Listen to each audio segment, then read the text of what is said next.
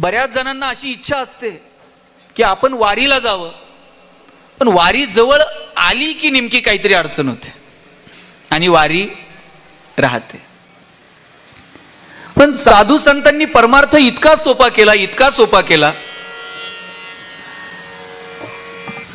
सगळ्यांनाच कदाचित वारीला येता यायचं नाही, महिना 15 दिवस त्या वारीमध्ये घालवताही यायचे नाही. संतांनी सांगितलं, नाही बाबा तुझ्याच्यानं वारी झाली ना, एक काम कर, कधीतरी पांडुरंगाकडे जा आणि कडकडून त्याला मिठी मार. तुम्ही म्हणाल आता पांडुरंगाला मिठी मारणं सोपं आहे का? तिथं 2 मिनिट दर्शनाला रांगेत तिथं उभं राहिलं तर लगेच ढकलायला 2-4 तयार.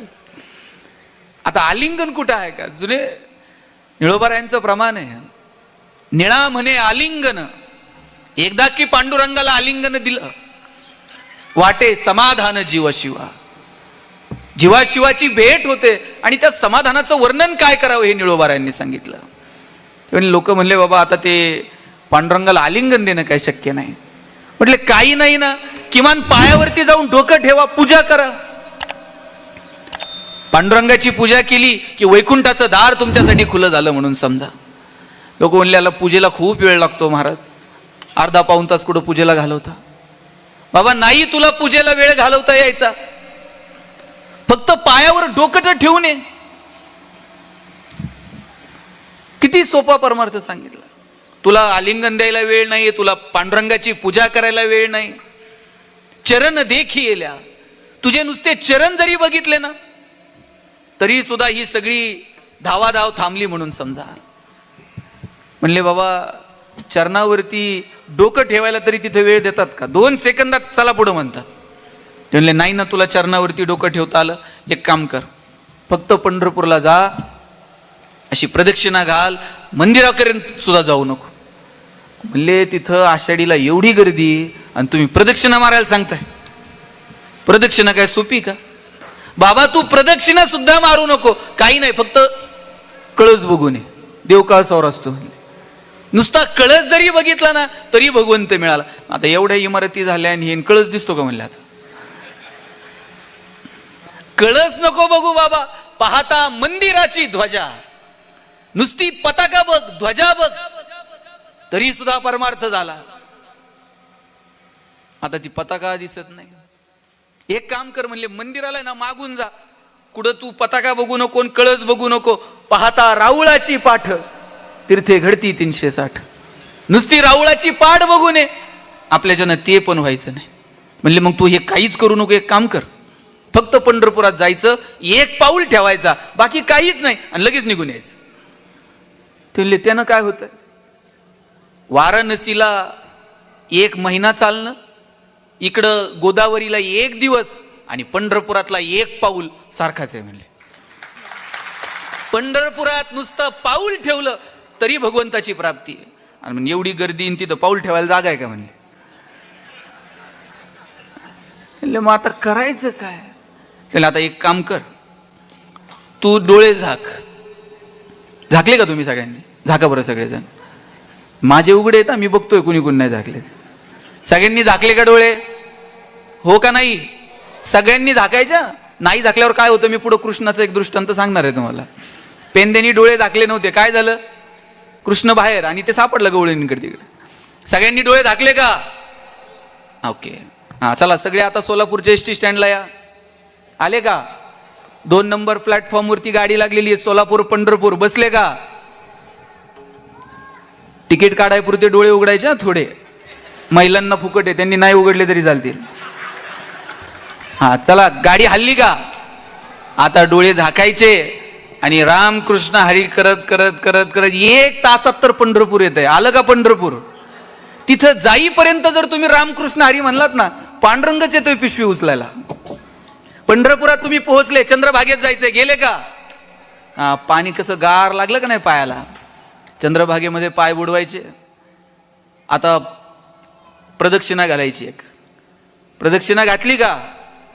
आता कुठं आलात? चोखोबा महाराजांच्या समाधीजवळ. हां चला, तिथं दर्शन घ्या, डोकं टेकवा. हां चला पुढे यायचं बरं का. आता नामदेव पायरी लागली. हां नामदेव पायरीला हात जोडा, तिथं पाय डोकं टेकवा. आलात का पुढं? हां गरुड ध्वज आला का? हां त्याला मिठी मारा. वाटलं तर कानाला धरून 3 उड्या मारा. हा चला आता पुढं पुढं पुढं पुढं यायचंय. हा आलात का पुढं? आता पाय बघायचे देवाचे, विटेवर आहेत, कर कटेवर. कसा दिसतोय पांडुरंग? सुंदर ध्यान दिसलं का नाही? आणि काय कुठं जायची गरज आहे का? हुतात्मा स्मारकात पांडुरंग दिसला का नाही? हा उघडा आता डोळे, दर्शन झालं असलं. काय किती सोपा परमार्थ सांगितला हो भगवंतानी, सांगा मला. अहो इकडं आरणला सावता महाराज शेती करायचे आणि शेती करता करता ते बारं मोडायला लागले तर त्या पाण्याला म्हणायचे असाच वाहत वाहत जा आणि माझ्या पांडुरंगाला जाऊन भेट. आता आरणच्या त्या शेतातलं बांधातलं पाणी काय पंढरपुरात जात होतं का? पण सावता महाराजांना माहित होतं, अरे या पाना फुलात, या झाडात, या पिकात माझा पांडुरंग आहे.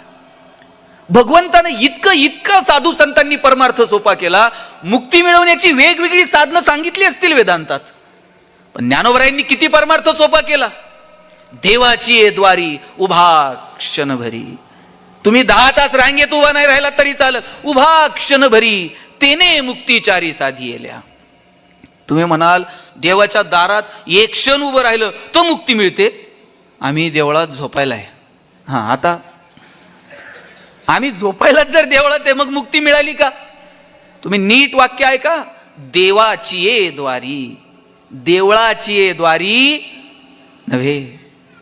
ज्ञानोबराय असं नाही म्हणले देवळाची ये द्वारी उभा क्षणभरी तेने देवाची ये द्वारी. आणि देवाचं द्वार कशानं खुलतं?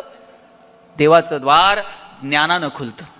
भाईजींनी सांगितलं अहंकार गेला, राग गेला, काम क्रोध गेला, तिथे देवाचं द्वार खुलतं. तुम्ही पांडुरंगाकडे जायची गरज नाही, पांडुरंग तुमच्या दारात येऊन नाचेल असा अधिकार तुम्ही प्राप्त करू शकाल. पण त्याच्यासाठी ज्ञान, भक्ती, प्रेम, वात्सल्य आमच्या मनामध्ये असलं पाहिजे. अहो काय परिस्थिती आहे आज. मला ह्या ज्या सत्कार मूर्तींचे सत्कार केले हेवा वाटतो. या माणसांनी स्वतःला सिद्ध केलं, झोकून दिलं आपापल्या कार्यामध्ये. त्या कार्यात त्यांनी पांडुरंग परमात्मा पाहिला आणि आज एवढ्या हजारो लोकांच्या हाताला रोजगार उपलब्ध करून दिला. हजारो लोकांची कुटुंब यांच्या जीवावरती चालतात. मला वाटतं याच्यापेक्षा चांगला परमार्थ काय असू शकतो सांगा. आणि ही सुरुवात करणं गरजेचं आहे. आज एका ताईचा 100 पैकी 100% मार्क. मला तिचे मार्क ऐकल्यावर वाटलं आमचे मार्क तुझ्या पुढं पार दारिद्र्यरेषेच्या खाली होते. तुझ्या एकटीच्या मार्कात 2 गरीब पोरं पास झाली असते.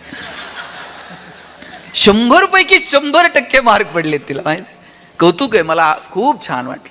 आज जर आम्हाला आमची आर्थिक आणि सामाजिक परिस्थिती बदलायची असेल ना, शिक्षण सोडून दुसरा पर्याय आमच्या समोर उपलब्ध नाही. म्हणून लेकरा बाळांना शिकवलं पाहिजे, त्यांच्यामध्ये आमूलाग्र बदल घडावेत याच्यासाठी आपण प्रयत्न केले पाहिजेत. आणि भाईजींनी सांगितलं की एखाद्या गोरगरिबाचं पोरग जर चांगले मार्क मिळवलेला त्याच्या घरी जा, त्याला विचारा तुला काय हवंय का, तुला मदत हवी आहे का. आणि हे का करायचं माहितीये? मी म्हणेल परमार्थ बाजूला ठेवा, त्याच्या पाठीमागे थोडासा स्वार्थ सुद्धा आपला असला पाहिजे. स्वार्थ काय? आज जशी सामाजिक परिस्थिती आहे यात जर गरिबी आणि श्रीमंती ही दरी जर वाढत गेली ना, श्रीमंतांना रस्त्यावरती चालता सुद्धा येणार नाही ही दरी जर वाढली तर. नगर जिल्ह्यामध्ये छोटंसं गाव आहे माझं, पारगाव नावाचं, आणि माझ्या गावामध्ये MH14 पासिंगची गाडी आली होती. MH14 म्हणजे जिथं काशीद महाराज राहतात ते. आणि MH14 म्हणजे काय साधन आहे? तुम्ही येऊन बघा काय परिस्थिती आहे. अशी गाडी आली आमच्या गावात, ड्रायव्हरनं अशी काच खाली घेतली, 40-50 हजाराचा गॉगल होता, गॉगल सुद्धा काढला नाही त्यानं, असंच काच खाली घेऊन एका लहान पोराला विचारले पारगाव कुठं आहे? बरं गाडी आता पारगावातच आहे. आणि त्याला विचारलं पारगाव कुठं आहे? पोरग म्हणलं पारगाव ना, हा 10 किलोमीटर पुढे जा, वडगाव लागतंय, कोण पण सांगल पारगाव. मी त्याला म्हणलं खोटं का सांगितलं? म्हणला MH14 आहे, काय कमी? म्हणला जाऊ द्या पुढे येते की पेट्रोल घालून माग. ही गरिबी आणि श्रीमंतीच्या संघर्षाची सुरुवात आहे, लक्षात घ्या. पुण्यातलाच एक किस्सा सांगतो. एका माथे फिरून रात्रीत 50 गाड्या पेटून टाकल्या पार्किंग मधल्या आणि सकाळी पोलिसांनी पकडलं. पोलिसांनी विचारलं बाबा का पेटवल्या?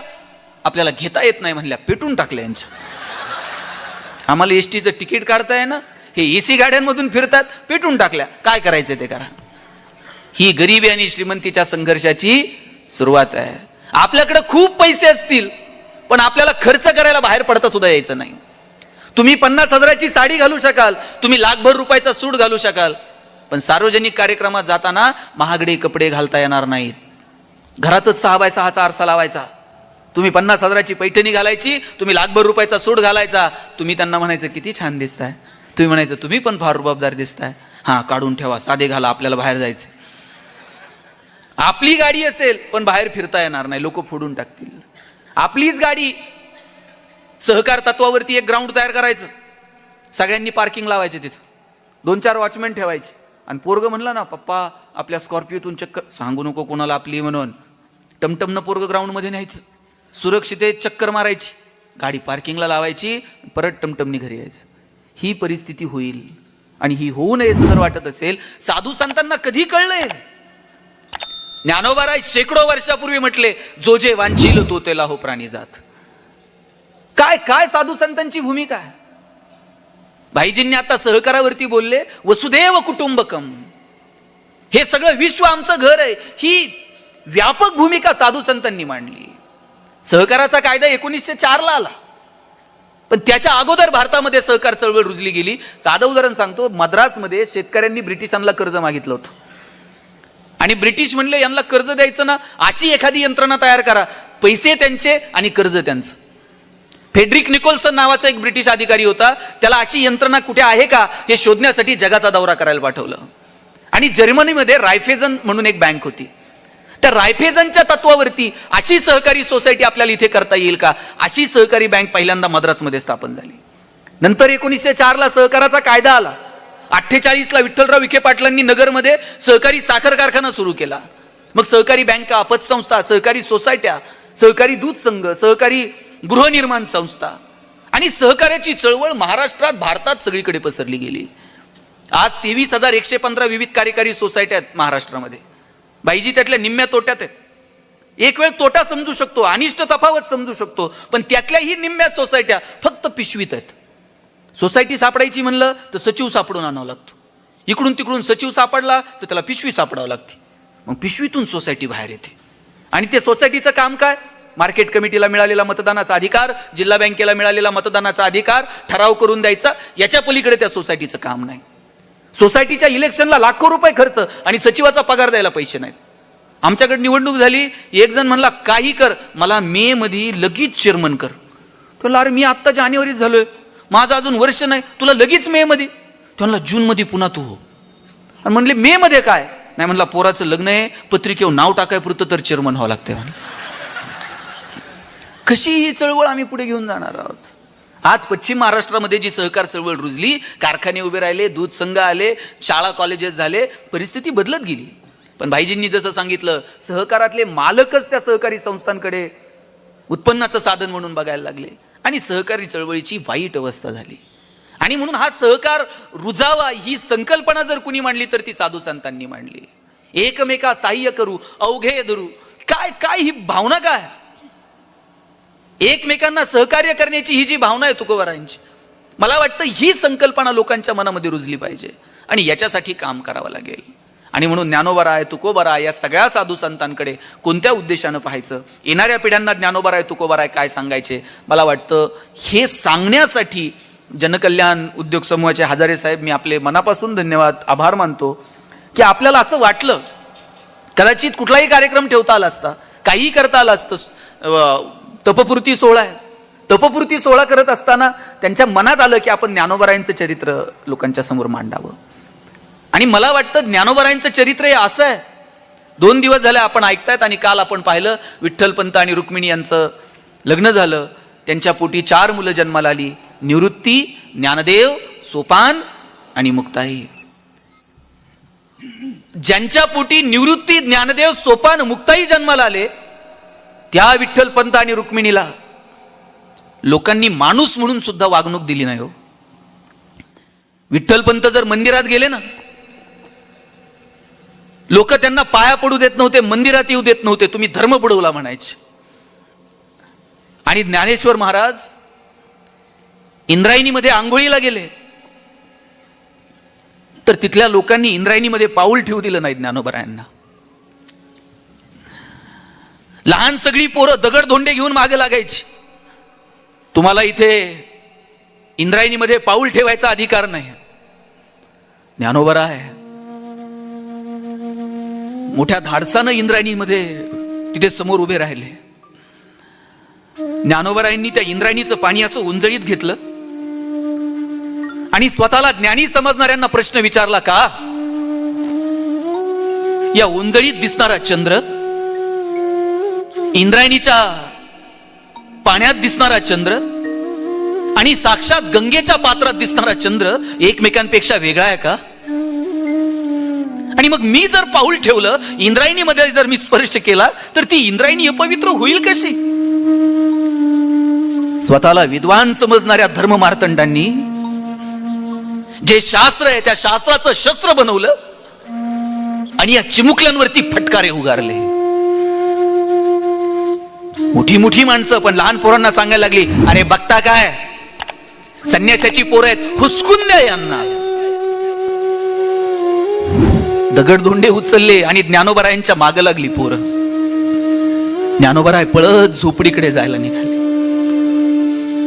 जाता जाता पाय घसरला, खाली पडले, हाताला जखम झाली आणि ती जखम तशीच पंचाच्या आड लपवली आणि झोपडीत जाऊन बसले. एका कोपऱ्यात जाऊन बसले माऊली. माऊली आंघोळीवरून आले, स्नान करून आले की मुक्तीनं पळत जावं. ए दादा चल ना रे, बघ बरं या पाठातलं मला सांग, काय या रुचेचा अर्थ नेमका काय? दादा भगवान श्रीकृष्ण असं का म्हणतात? मुक्ताईनं प्रश्न विचारून भांबावून टाकावं ज्ञानोबरायांना. पण आज मात्र ज्ञानोबराय झोपडीच्या कोपऱ्यात बसून रडत होते. डोळ्यातले अश्रू पाहिले आणि मुक्ताईनं आवाज दिला, आई ज्ञाना रडतोय ग. तशी रुक्मिणी पळत आली. रुक्मिणीनं ज्ञानोबरायांकडे पाहिलं, धावतच गेली. ज्ञानोबरायांना जवळ घेतलं आणि विचारलं, ज्ञाना डोळ्यात पाणी का, रडतो का? तुला कोणी काही बोललं? हे नाही गाई, मला कोण बोलणार, रस्त्यानं येताना जरा पडलो, खरचटलं म्हणून डोळ्यात पाणी आलं. ज्ञाना सगळ्या जगाला चालायला शिकवणारा तू आणि तू पडला सोय रे, खरं सांग. ज्ञानोबांना त्यांचे अश्रू आवरता आले नाही आणि आईच्या गळ्यात पडून ज्ञानोबा रडू लागले. तितक्यात विठ्ठलपंत आले आणि मग विठ्ठलपंतांना सांगितलं, काही करा, पैठणला जा, पण माझ्या लेकरांना मात्र माणूस म्हणून जगू द्या. बाप आपल्या लेकरांसाठी काय करू शकतो ना, हे विठ्ठलपंतांनी दाखवून दिले. अनवाणी पावलांनी विठ्ठलपंत निघाले पैठणला. ज्या पैठणच्या सभागृहामध्ये विठ्ठलपंतांनी सभा गाजवल्या, ज्या पैठणच्या सभागृहामध्ये अनेक विषयांवरती विठ्ठलपंतांनी भाष्य केलं, शास्त्रावरती विठ्ठलपंत बोलत राहिले, लोक ऐकत राहायची. आणि त्याच पैठणच्या सभागृहात विठ्ठलपंत असे हात जोडून उभे होते, माझ्या लेकरांना माणूस म्हणून जगू द्या, तुम्ही द्याल ते प्रायश्चित्त भोगायला मी तयार आहे, पण आम्हाला मात्र माझ्या लेकरांना माणूस म्हणून जगू द्या. विद्वानांनी अशा पोथ्या चाळल्या आणि सांगितलं, विठ्ठलपंत तुम्हाला एकच प्रायश्चित्त, आणि ते म्हणजे देहांत प्रायश्चित्त. सरसरून अंगावर काटा आला विठ्ठलपंतांच्या. ज्या पोरांना माणूस म्हणून जगता यावं याच्यासाठी या दरबारामध्ये आलो, त्या लेकरांचं उद्याचं जगणं आपल्याला पाहायला मिळणार नाही. पण आम्ही या जगात असो नसो, माझी लेकरं मात्र सुखानं राहिली पाहिजे. विठ्ठलपंतांनी सभागृहाला सांगितलं, होय आम्ही पाप केलं असेल, आम्ही प्रायश्चित्त घेऊ, पण आमच्या लेकरांना मात्र जगू द्या. अनवाणी पावलांनी विठ्ठलपंत निघाले. त्या वाटेवरून चालत असताना विठ्ठलपंतांना काय आठवलं नसेल? गोविंदपंत, नीराबाई, सिद्धोपंत, उमाबाई,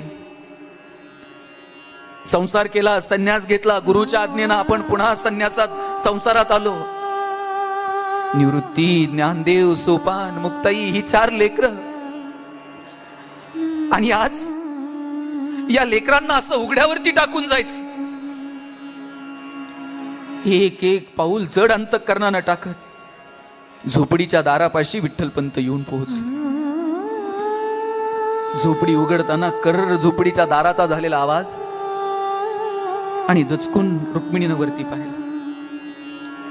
रुक्मिणी विचारते, का हो, लेकरं झोपलेली आहेत, आवाज होईल, लेकरं उठतील म्हणून हळू आवाजात रुक्मिणी विचारते, का हो, पैठणच्या विद्वानांनी काय सांगितलं, आपल्या पोरांना माणूस म्हणून जगता येईल?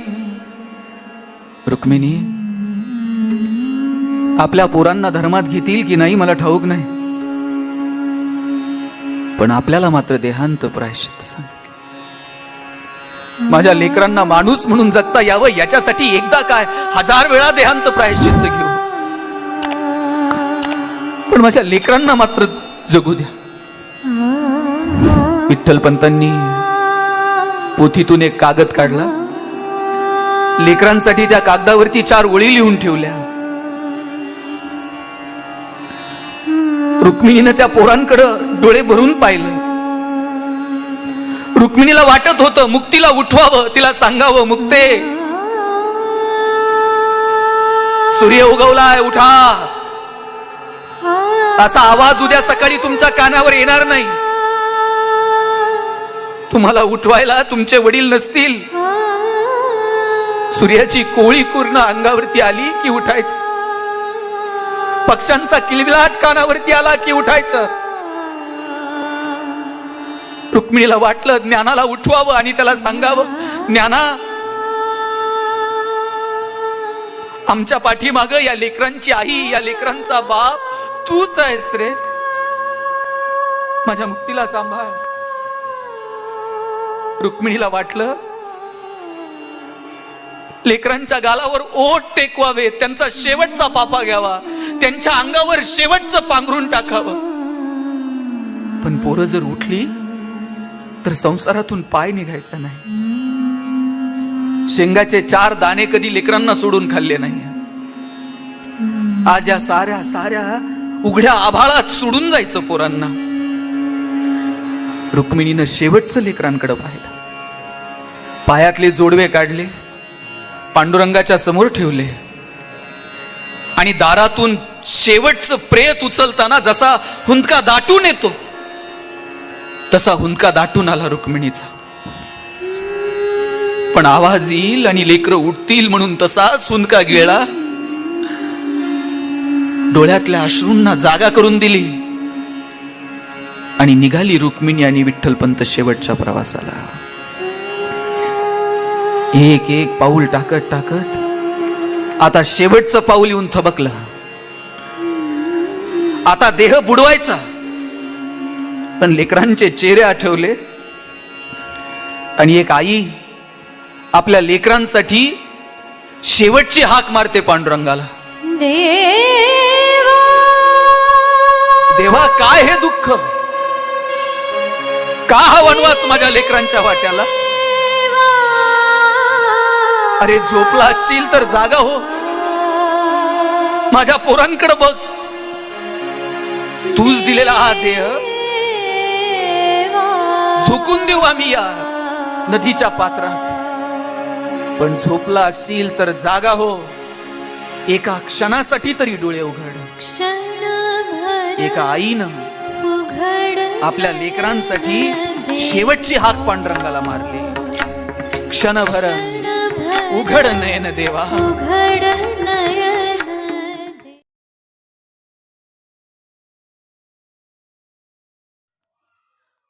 नवनवीन कीर्तन ऐकण्यासाठी आत्ताच बेल आयकॉनला क्लिक करा. असेच नवनवीन व्हिडिओ पाहण्यासाठी आपल्या व्हिडिओ लाईक आणि चॅनलला सबस्क्राईब करायला विसरू नका.